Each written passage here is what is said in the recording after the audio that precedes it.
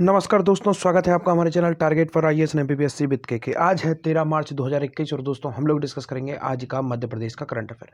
दोस्तों आज के इस करंट अफेयर में हम लोग डिस्कस करेंगे कि भोपाल में किन जनजातियों हेतु संयुक्त सांस्कृतिक केंद्र की स्थापना की जाएगी। काफ़ी इंपॉर्टेंट यह सांस्कृतिक केंद्र है और आज के अधिकतम क्वेश्चन जनजातियों से संबंधित रहेंगे क्योंकि काफ़ी कुछ जो घटित हुआ है इससे संबंधित, क्योंकि काफ़ी सारे केंद्र खोले जा रहे हैं और कई जिलों में खोले जा रहे हैं, तो इस तरीके के क्वेश्चन काफ़ी अधिक इंपॉर्टेंट भी हो जाते हैं। तो चलिए शुरू करते हैं हमारा आज का current affair. If you visiting first time my channel तो please subscribe my channel and hit bell icon, never miss out new update. And if you want PDF of this lecture, any of other lecture, you can go join my telegram channel, link below description, you can go join my telegram channel। तो चलिए शुरू करते हैं। तो भोपाल में किन जनजातियों हेतु संयुक्त सांस्कृतिक केंद्र की स्थापना की जाएगी। काफ़ी इंपॉर्टेंट है दोस्तों। तो इस क्वेश्चन में ही पहला हमें जो जवाब मिलता है वह जवाब क्या मिलता है कि जो जनजातियों के संरक्षण हेतु सांस्कृतिक केंद्र की स्थापना की जा रही है तो वह कहाँ पर है, वह भोपाल में है। तो चलिए ये देखते हैं। ऑप्शन नंबर 1 बैगा जनजाति, ऑप्शन नंबर 2 भारिया जनजाति, ऑप्शन नंबर 3 सहरिया जनजाति या ऑप्शन नंबर 4 उपरोक्त सभी।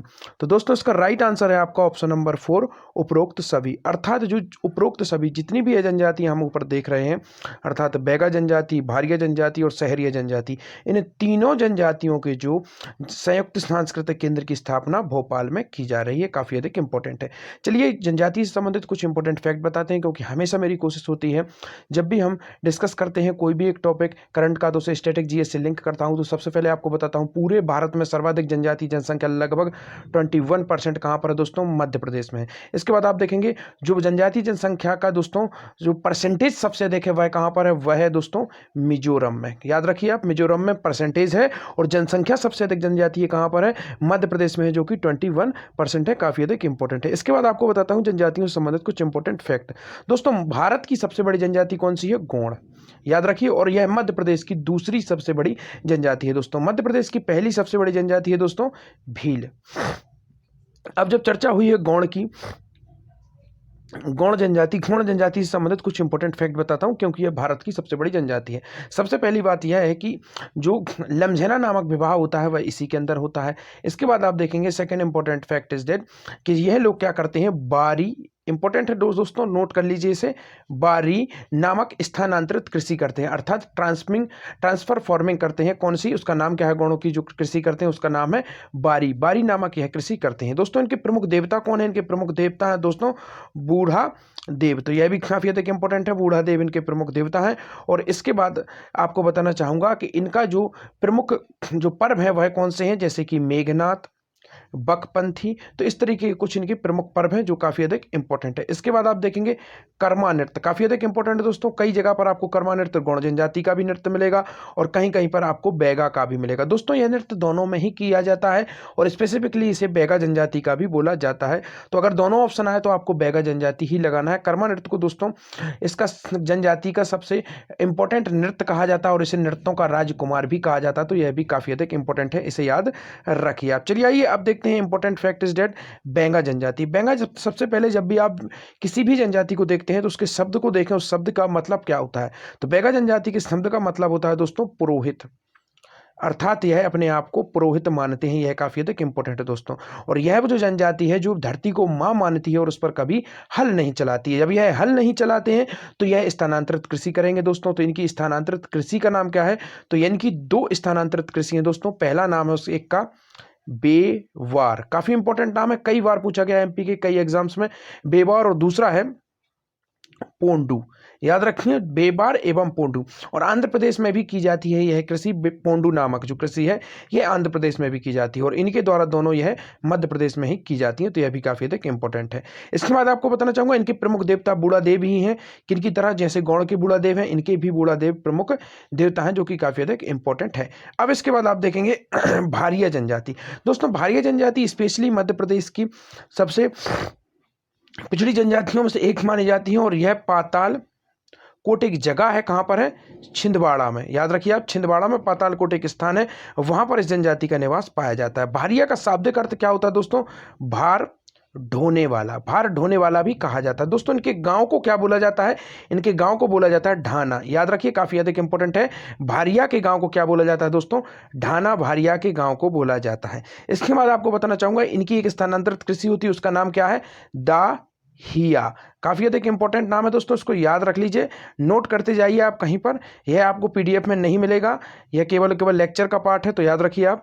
दाहिया नामक स्थानांतरित कृषि किसके द्वारा की जाती है? भारिया द्वारा दाहिया नामक कृषि की जाती है। इसके बाद आप देखेंगे जवारे नामक इनका एक नृत्य होता है, काफ़ी अधिक फेमस नृत्य है और काफ़ी अधिक इंपॉर्टेंट भी यह नृत्य हो जाता है। इसके बाद आपको बताना चाहूँगा, इनका जो पंचायत का मुखिया होता है भारिया का, उसे क्या बोला जाता है दोस्तों? उसे बोला जाता है पटेलिया। याद रखिए, उसे पटेलिया या पटेल कहा जाता है, भारिया जनजाति का जो प्रमुख होता है उसे। इसके बाद देखेंगे आप थर्ड जनजाति सहरिया। स्पेशली दोस्तों आपको बताना चाहूंगा, यह है आपका मध्य प्रदेश का मैप। तो यहां पर आप देखेंगे यह जो एरिया है आपका ग्वालियर शिवपुरी गुना वाला, यहां पर पाई जाती है आपकी सहरिया जनजाति। स्पेशली सहरिया जनजाति दोस्तों कई बार पूछ लिया जाता है, भूमिहीन जनजाति कौन सी है? तो सहरिया जनजाति है दोस्तों, इनके पास कृषि के लिए भूमि नहीं होती है, इसलिए यह इनके रोजगार को क्या कहा जाता है दोस्तों? हालो। इनके रोजगार का नाम होता है दोस्तों हालो। और इसके बाद में आप देखेंगे हालो एवं बाटा, इस तरीके का दो नाम होते हैं इनके, हालो एवं बाटा नामक इनका रोजगार होता है, किसके द्वारा? सहरिया द्वारा। और इनका प्रमुख नृत्य क्या होता है दोस्तों? दुल घोड़ी नामक एक नृत्य है, जो कि काफी अधिक इंपॉर्टेंट हो जाता है सहरिया जनजाति से संबंधित। दोस्तों सहरिया जनजाति के शाब्दिक अर्थ दो निकलते हैं, एक होता है शहर अर्थात जंगल, और दूसरा होता है शहर अर्थात शेर के साथ रहना। तो दोनों इसके अर्थ होते हैं, तो याद रखिए अगर दोनों मिलते हैं तो दोनों, वरना एक मिलता है शहर अर्थात जंगल या दूसरा मिलता है शेर के साथ रहना, तो यह दोनों इसके राइट आंसर होंगे, जो कि काफी अधिक इंपॉर्टेंट है। तो चलिए आइए देखते हैं नेक्स्ट क्वेश्चन। पिछड़ी जनजाति की कन्याओं के शिक्षण के लिए विशिष्ट आवासीय विद्यालय खोला गया है। भोपाल में बैगा, भारिया और सहरिया के लिए संयुक्त सांस्कृतिक केंद्र की स्थापना। प्रदेश की पिछड़ी जनजाति बहुल क्षेत्रों में रहने वाली बैगा, भारिया और सहरिया समुदाय के करीब दोस्तों 7,000 कन्याओं की उत्कृष्ट शिक्षण व्यवस्था के लिए 16 कन्या शिक्षा परिसर जो है वह संचालित किए जा रहे हैं। और यह कन्या परिसर विभिन्न जिलों में, जैसे कि बालाघाट, मंडला, डिंडोरी, शहडोल, उमरिया, अनूपपुर या शिवपुरी। तो इसी के अनुसार आप समझ सकते हैं यह 3 प्रमुख जनजातियां हैं, इनका संकेंद्रण भी इन्हीं क्षेत्रों में पाया जाता है। जैसे कि आपको एग्जाम्पल भी दे देता हूं, जैसे शिवपुरी जिला आप देखेंगे तो मैंने बताया था आप लोगों को, सहरिया जनजाति इस क्षेत्र में पाई जाती है। बालाघाट आप देखेंगे, इस पूरे के पूरे रीजन में आपको अधिकतम संख्या किस जनजाति की मिलेगी? बैगा जनजाति की मिलेगी।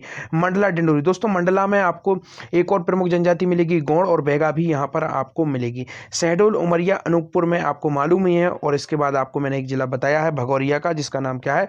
छिंदवाड़ा प्रमुख जिला है। यहां पर पाताकोट में यही जनजाति निवास करती है। दोस्तों बैगा जनजाति से एक और इंपॉर्टेंट फैक्ट है कि जो कान्हा राष्ट्रीय उद्यान है वहां पर भी बैगा जनजाति ही निवास करती है। तो कई बार क्वेश्चन पूछ लिया जाता है कि कान्हा राष्ट्रीय उद्यान में कौन सी जनजाति निवास करती है? तो बैगा जनजाति वहां पर निवास करती है। चलिए आइए देखते हैं, मध्य प्रदेश के किन जिलों में जनजातीय समुदाय के सांस्कृतिक संवर्धन एवं संरक्षण के लिए सांस्कृतिक केंद्र सह आजीविका संवर्धन केंद्रों की स्थापना की जा रही है। अर्थात सांस्कृतिक केंद्र और साथ ही साथ सह आजीविका संवर्धन केंद्रों की स्थापना की जा रही है। आपका ऑप्शन नंबर 1 है शिवपुर, डिंडोरी, छिंदवाड़ा या उपरोक्त सही। दोस्तों इसका राइट आंसर है ऑप्शन नंबर 4 उपरोक्त सभी, अर्थात श्योपुर, डिंडोरी और छिंदवाड़ा में जनजातीय समुदायों की जो संस्कृति का संवर्धन है उसके संरक्षण के लिए सांस्कृतिक केंद्र और साथ ही साथ सह आजीविका संवर्धन केंद्रों की स्थापना की जा रही है। काफी अधिक इंपॉर्टेंट है। अब देखते हैं सांस्कृतिक केंद्रों की स्थापना। विशेष पिछड़ी जनजाति समुदाय के सांस्कृतिक संवर्धन के लिए, ये आपने जिले मैंने पहले ही बता दिया आपको, 17 करोड़ 70 लाख की लागत इसके अंतर्गत है और यह इस तरीके के केंद्र यहां पर खोले जाएंगे। तो यह काफी अधिक इंपॉर्टेंट है। तो चलिए आइए देखते हैं नेक्स्ट क्वेश्चन।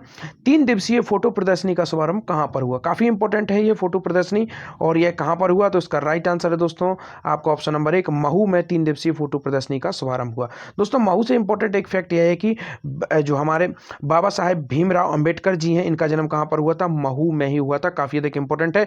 भीमराव अंबेडकर जी का जन्म कब हुआ था दोस्तों? 14 अप्रैल को। याद रखिए इसी दिन इनकी जयंती भी मनाई जाती है। और एक और इंपॉर्टेंट फैक्ट है दोस्तों, महू से मध्य प्रदेश की दूसरी सबसे लंबी नदी दोस्तों चंबल। याद रखिए चंबल नदी का उद्गम कहां से होता है? यहीं से होता है। 965 किलोमीटर टोटल इसकी लंबाई है दोस्तों। और इसके साथ आपको बताना चाहूंगा मध्य प्रदेश में इसकी लंबाई है 325। दोनों पूछ लिया जाता है, जिस तरीके से नर्मदा का पूछ लिया जाता है 13-12 टोटल है और 10-77 केवल केवल मध्य प्रदेश में। तो उसी तरीके से ओनली मध्य प्रदेश में 325 किलोमीटर प्रभावित होती है और 665 किलोमीटर टोटल लंबाई है किसकी दोस्तों, चंबल की है। इसके अंदर ऊपर 3 प्रमुख डैम भी बने हुए हैं, आप सभी को मालूम होगा। गांधी सागर जो कि मध्य प्रदेश की प्रथम जल विद्युत परियोजना थी, इसका उद्घाटन कब हुआ था, 1954 में जवाहरलाल नेहरू द्वारा इसका उद्घाटन किया गया था। मध्य प्रदेश की प्रथम जल विद्युत परियोजना है। इसके बाद आप देखेंगे जवाहर कोट, इसके बाद जवाहरलाल, और उसके बाद आप देखेंगे जो राणा सागर है वह भी काफी अधिक इंपॉर्टेंट है। तो चलिए आइए देखते हैं आजादी का अमृत महोत्सव के अंतर्गत डॉक्टर भीमराव अंबेडकर की जन्मस्थली महू से 3 दिवसीय फोटो प्रदर्शनी का किया गया शुभारंभ। आजादी की 75वीं वर्षगांठ के अंतर्गत मनाया जा रहा है दोस्तों, कौन सा, आजादी का अमृत महोत्सव। आजादी का अमृत महोत्सव के तहत आज संविधान निर्माता भीमराव अंबेडकर की जन्मस्थली जो नगर है महू, उसमें जो 3 दिवसीय फोटो प्रदर्शनी का आयोजन किया गया। दोस्तों यहाँ पर एक वर्ड आपने सुना होगा, आपको इंपॉर्टेंट वर्ड लगेगा, संविधान निर्माता, काफी अधिक इंपॉर्टेंट है। संविधान निर्माता किसे कहा जाता है, संविधान शिल्पी किसे कहा जाता है, डॉक्टर भीमराव अंबेडकर को कहा जाता है। चलिए आइए इनसे संबंधित कुछ इंपॉर्टेंट फैक्ट आपको बताता हूं जो कि काफी अधिक इंपॉर्टेंट होंगे आपके अन्य आने वाले एग्जाम्स के लिए। सबसे पहली बात यह है कि जो प्रारूप समिति है दोस्तों, उसके जो अध्यक्ष थे वह कौन थे, भीमराव अंबेडकर जी थे। इसके अंतर्गत 7 सदस्य थे जो कि काफी अधिक इंपॉर्टेंट हो जाते हैं। कौन कौन से सदस्य थे, तो प्रथम है आपका गोपाल स्वामी, इसके प्रथम सदस्य थे।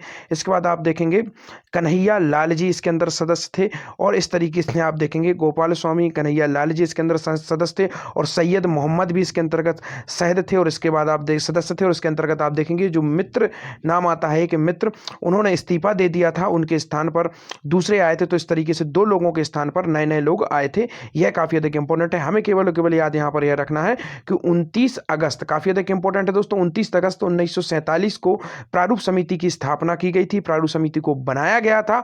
और यहां पर आपको याद रखना है 21 फरवरी, काफी इंपॉर्टेंट है दोस्तों, 21 फरवरी 1948 को इसने अपनी रिपोर्ट संविधान सभा को सौंप दी थी, अर्थात पूरा संविधान का जो प्रारूप था वह तैयार कर दिया गया था इस तारीख को। तो यही कुछ था इसके अंतर्गत इंपॉर्टेंट।